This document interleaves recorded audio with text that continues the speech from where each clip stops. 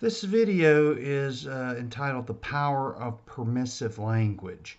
And in dealing with the Ericksonian inspired work, permissive language, as far as I'm concerned, is something that every therapist, every hypnotherapist should be somewhat acquainted with. Now, by permissive language, I mean language that suggests things rather than directs and tells people what to do. Now, this was a major component of Erickson's hypnotic work. You could find video early in his career where he was very directive with people. So, for example, he would tell them when he was doing his hypnotic work, your hand will rise. Your hand will rise now. Where he's trying to get kind of arm levitation. And sometimes it would work, and sometimes it wouldn't work. And Erickson, being so brilliant and in tuned to how people were, eventually kind of went the route of always giving people options. And any of the options that they choose was the correct option. And what I've kind of taken away from that in how I do Ericksonian strategic therapy or train others is that need for a permissive way of communicating with clients, not just in hypnosis, even in just regular therapy. So let's start with the hypnotic language. If we're trying to get someone to do a hand arm levitation, we may unfortunately try to direct them to saying, and now your arm will rise. And if their arm doesn't rise, that already sets up something in the hypnotist's and the client's mind that this isn't working. Or the client will feel like they're doing something wrong. Or the hypnotist could become frustrated and feel the client is being resistant. Or you can come up with all these different possibilities. But if someone were to say, and at this point, your hand may or may not rise, and that's okay either way. Now, you've given two options here. The hand may rise, the hand might not rise. You can close your eyes or you can keep them open. So, no matter what the client does, they are indirectly following a suggestion. When you suggest something to your client, even outside of hypnosis, you just saying, I'd invite you to consider this strategy. So just, I want you to do this, or you better do this, or I'm going to need you to do this. And again, those might be fine in certain situations, but when you invite someone, they have a choice. And for me, that's what permissive language gives. It always gives the client a choice to do exactly what you want them to do, because the choices that you're giving them are all okay. They're all your choices, and they get to make the choice. It's their choice that's your choice if you're the hypnotherapist or the therapist.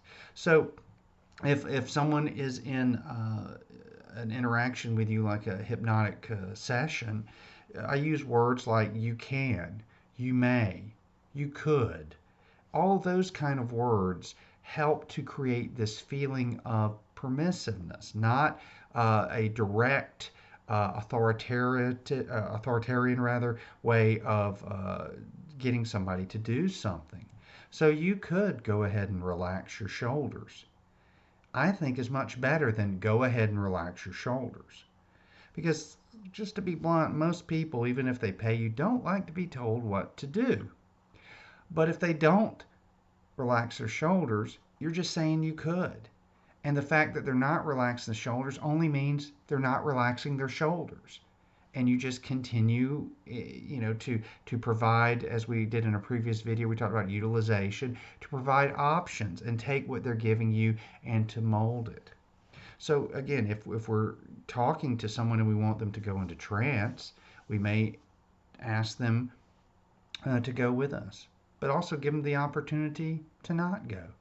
And you may find, as you really truly just relax your shoulders, that you can drift a little bit or not.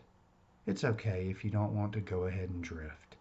You can take all the time you want to stay as focused or not as focused as you want to. Now, all of that is just tons of open things that the client can go either way. They can stay focused, they cannot stay focused, they can relax, they cannot relax. And whatever they're doing, it's exactly what they need to be doing. It is not setting them in this rigid way of interaction. I'd invite you to just notice your jaw. And if you decide to notice your jaw, you can notice that it can relax a little or not. You don't even have to do anything. You can just pay attention, if you like, to your jaw. And that's an interesting thing, that jaw, isn't it? So these are, again, very indirect ways of talking with your client. So if we're doing this just in regular therapy, non-hypnotic therapy, instead of saying, okay, I'm going to need you to do this. So now you can always go ahead and do this or not. It's really up to you. I think it may be helpful for your meeting your goals, but whatever you think is best for you. So take all the time you need to go ahead and decide what you'd like to do now about this. So even just talking in general, you're giving them plenty of room to totally not do, but also to do what you want. Because whatever they're doing, that's exactly what you want them to be doing. Now, the old way of doing the hypnotic inductions was close your eyes and now relax your breath and now relax your shoulders. And it was always very kind of where it set the hypnotherapist way above the client. And again, that doesn't mean that it can't work. I mean, there's some pretty remarkable directive therapists. But indirect therapists who use permissive language, it tends to be a much different experience for the client and the therapist, to where it eliminates a lot of this struggle when you're trying to get people to go into trance and find their way, not your way. You're just kind of guiding them. And that's what I love about hypnotic language. It is as close to me to no fail hypnotherapy or even therapy as you can get. Because if you're giving the client all the options and they choose one, well, that's exactly what they need to do. If you'd like to get really good at permissive language, I totally recommend doing this. Some of you won't do it because it's a lot of work, but the ones who do this, I'm telling you, this is going to make a big difference. You get a couple of phrases like you can or cannot, you might, you may not, all those kind of things where it's not set in stone. It could go either way. And then start writing phrases to those. So you may relax your shoulders.